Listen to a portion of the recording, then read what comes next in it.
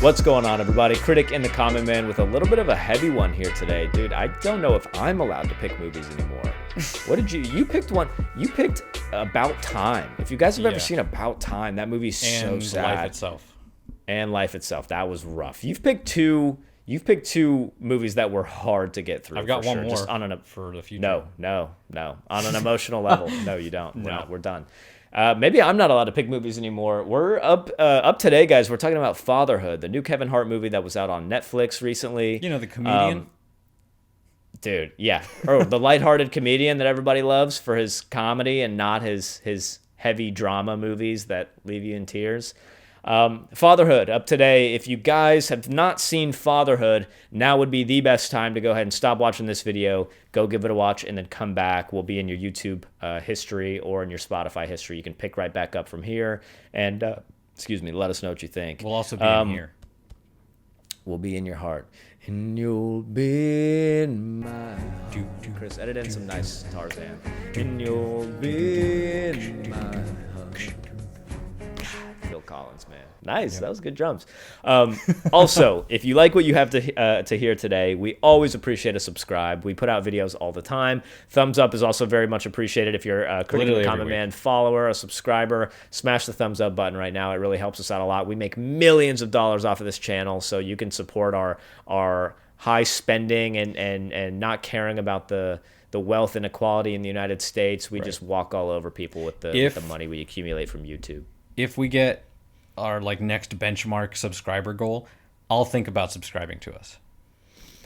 Let me tell you something, dude. If we ever made a single cent off of YouTube, I would probably cry. Dude, just to even make a cent off of YouTube, I think we have to have 10,000 subscribers. We have to have, I think, X amount of minutes or something. Oh my God. Dude, it's brutal. Let me tell you, to all the people who are out there starting a channel and you're just starting small, we see you, we recognize you, keep doing what you're doing because we get it. It's tough, but if you love it, then keep doing it anyway. Yeah. All right, man, let's get into this. So, yeah, like you said, and we're joking around, but it rings true. You kind of get an idea when you go into a Kevin Hart movie that it's going to be a little bit lighthearted, a little bit fun. Obviously going to be funny. Kevin Hart's always funny regardless of what he does. Props to Kevin Hart for the range that he has put on for these movies because, dude, seriously, this one was funny. I mean, there was humor in this. Mm-hmm. There was good humor in this. But, wow, this was a powerful movie. And not to sell Kevin Hart short or anything, but I don't think I expected it to be as powerful as it was. Yeah, this was heavy. This was heavy, dude. Really heavy. What did you think? Initial reactions coming away from this thing? I'm a big family person. Family is a big deal to me and in my culture. It's really, really big. We're tight knit. So movies like this always hit home for me. That's why I've picked movies like Life Itself and About Time, which are about family units. Right. So I think I would have ended up watching this one whether or not we did it for this podcast. But I mean, they did such a great job of making you love these characters very quickly in the beginning and then just ripping it away from you, just taking it away from you. And I didn't have time to process what had happened, and then you're jumping into now he's a dad, and it was very artfully done the way it was going back and forth between the funeral and their story, where it was kind of setting you up hey, this doesn't have a happy ending for them. So, but then just seeing them together, him doing everything for his daughter and just trying so hard. Sir, could you not rev it up right outside my window? Thank you. Do you not see there's lights? I mean, I know my window is closed and my curtains are drawn and the shades are closed, but can you not? There's a human being in here. Yeah, read my mind. Wow. Oh yeah, you got a real bad. You got Vin Diesel out there revving cool, it up, huh? dude. That's Fast and Furious 15. I actually think there's a car show in the parking lot. Oh, there you go. That makes sense. Car crashes in. We're gonna go to space in this 2003 Honda Civic.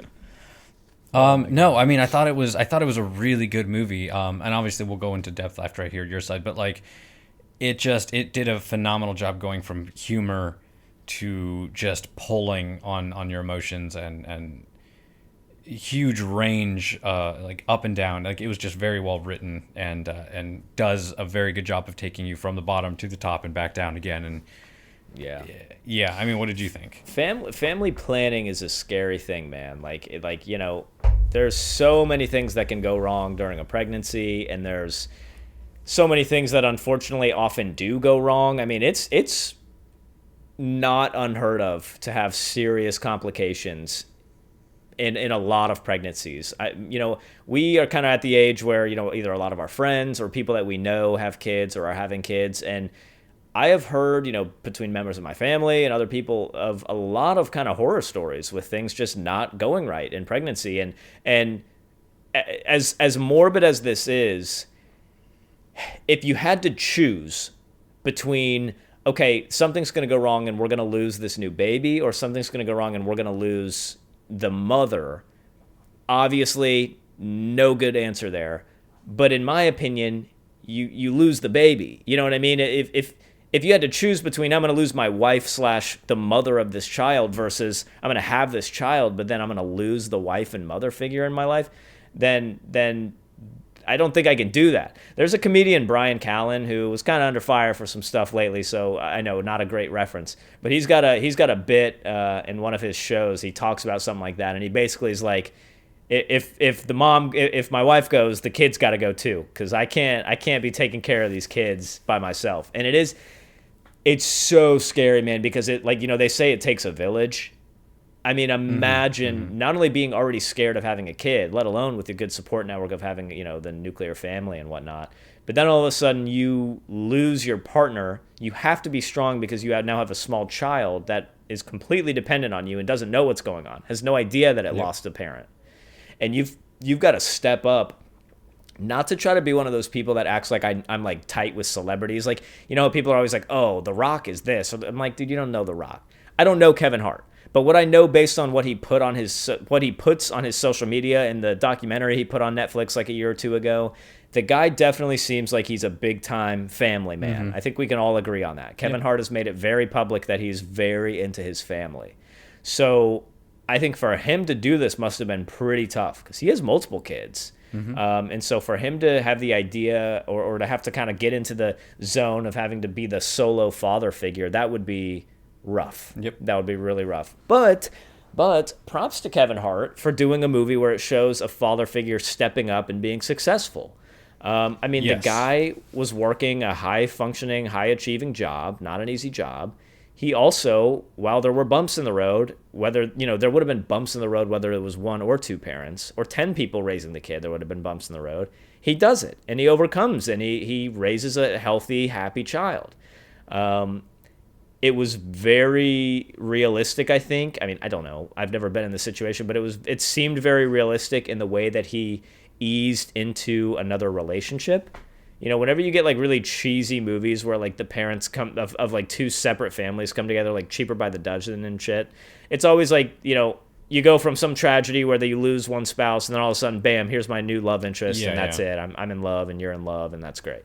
This one felt very timid, and it felt very prolonged, and I think that was very realistic. It felt awkward and a little anxious, and that the whole thing just felt so real. It wasn't about the relationship. It was about the daughter. It was about the daughter the whole way through, and they said that, but they also did a great job of showing that. I loved it, man. It was hard to watch because it was so heavy, but for what it was, a drama, and even for Kevin Hart kind of throwing some comedy in there, I actually really, really enjoyed this movie. I did too. It just, for a lot of people, this is going to hit home. And, there's, my parents, like, I know a lot about my parents, life, obviously. But, like, this movie just kind of hits home, just me thinking about the way my parents had to grow up and stuff like that. There were many times that I was in tears watching this. And, it was just so well done. And then like you're like in the middle of like wiping your tears away, and then they say something that makes you laugh, and it's just like stop with the emotional roller coaster. It's his friends were the comedic relief. Yes, Oscar absolutely. and Jordan were the comedic relief in this, and they did a great job, because you need some comedic relief, otherwise you end up with a movie that I don't think Kevin Hart would have wanted to make. You know what I mean? If it was just pure drama, heartbreak the whole time, I don't think that's his thing. I don't know that he would have wanted to do that. But the comedic relief was there, and it was a funny movie. I mean, it was a movie that had great humor throughout it. I'll certainly say that. Enough so to where it kind of makes you question what exact genre this thing would fall into. Dude, kind of a comedic drama. Oh, I wouldn't say it's even comedic. Oh no, what's up? No, you finish. You finish. Yeah, I don't think you could even say this was like really a comedic drama. It was just a drama with some comedy in it, you know? Yes, yeah, I agree. I wouldn't classify this as a comedy. No. You guys, I just realized you can't hear me when I'm over here. You got that solenoid or whatever it's called setting on the Blue Yeti. Cardioid, sure. I think. I always thought it was weird because it's the heart shape. It's like the one thing I learned in film class. The only thing, says the film critic. I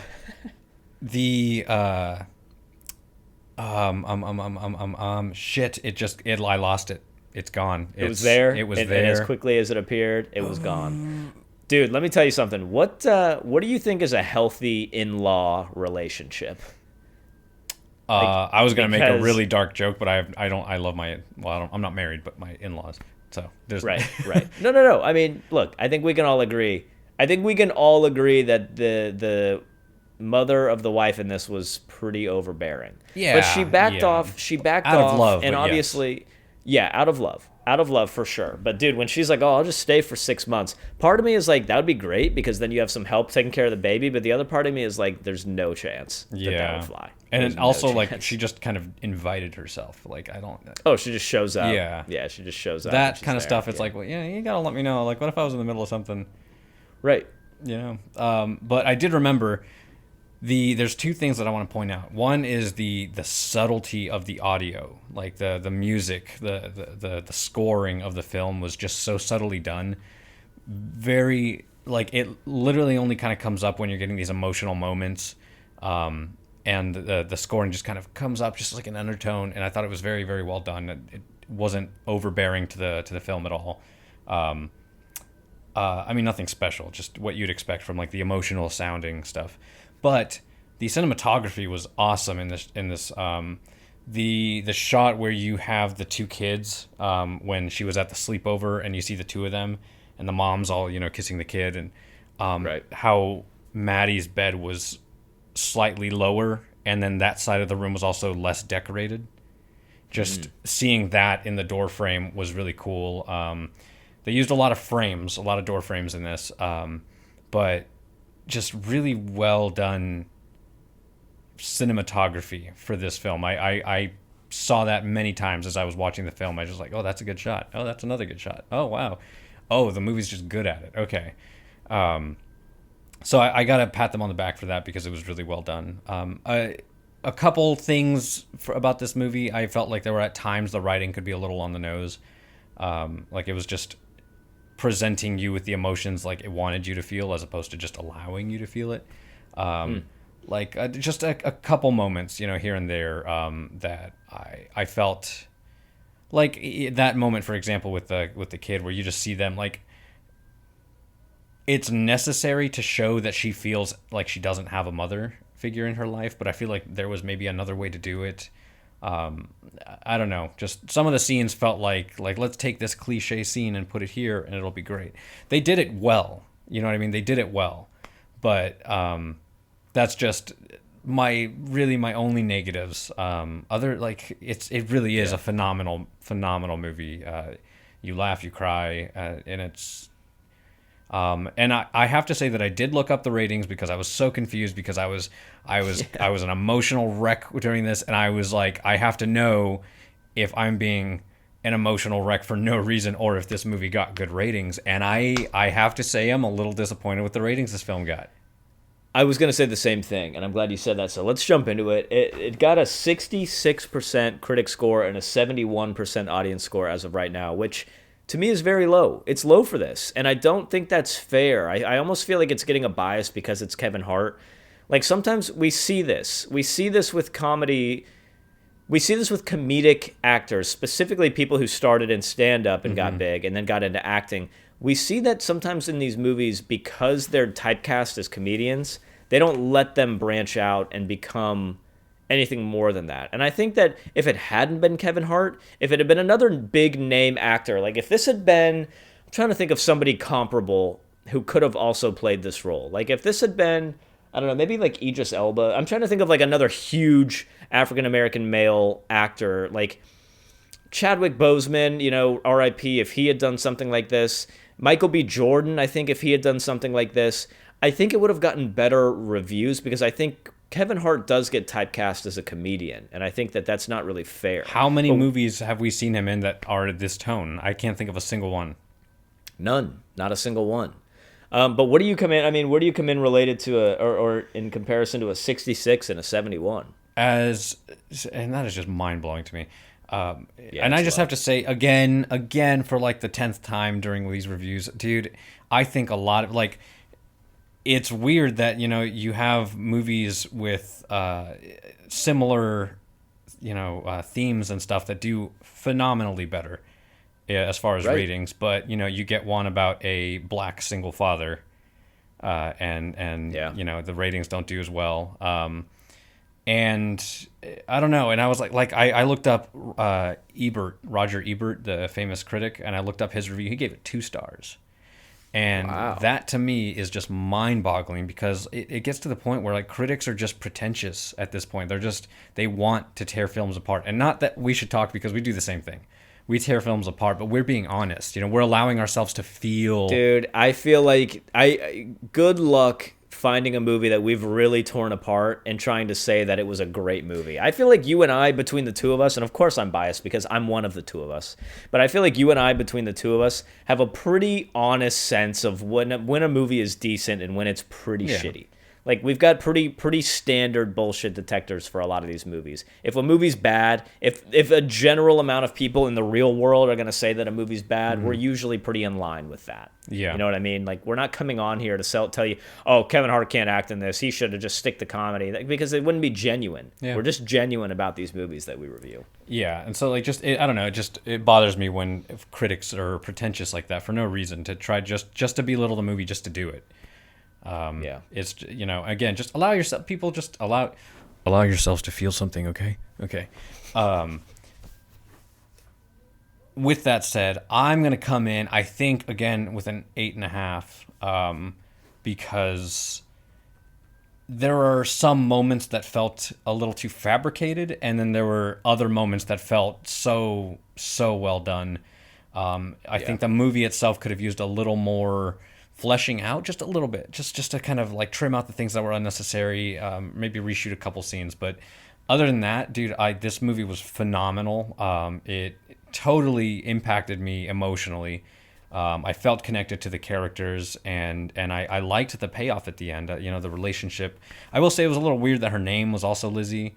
I feel like as a writer, that was a weird choice. Yeah, I would have taken that out. I would have just changed the name. There's no reason. I think they tried to add that in as sort of an extra level of like challenge that you have to face in this kind of scenario, but it just kind of made it feel weird. It just it takes you back. I agree. I like almost forget that was a choice. Like, I was so into the movie, I was like, that's crazy. Yeah. What a coincidence. Then I'm like, wait a second, somebody chose for her to have that name. Yeah, and like it.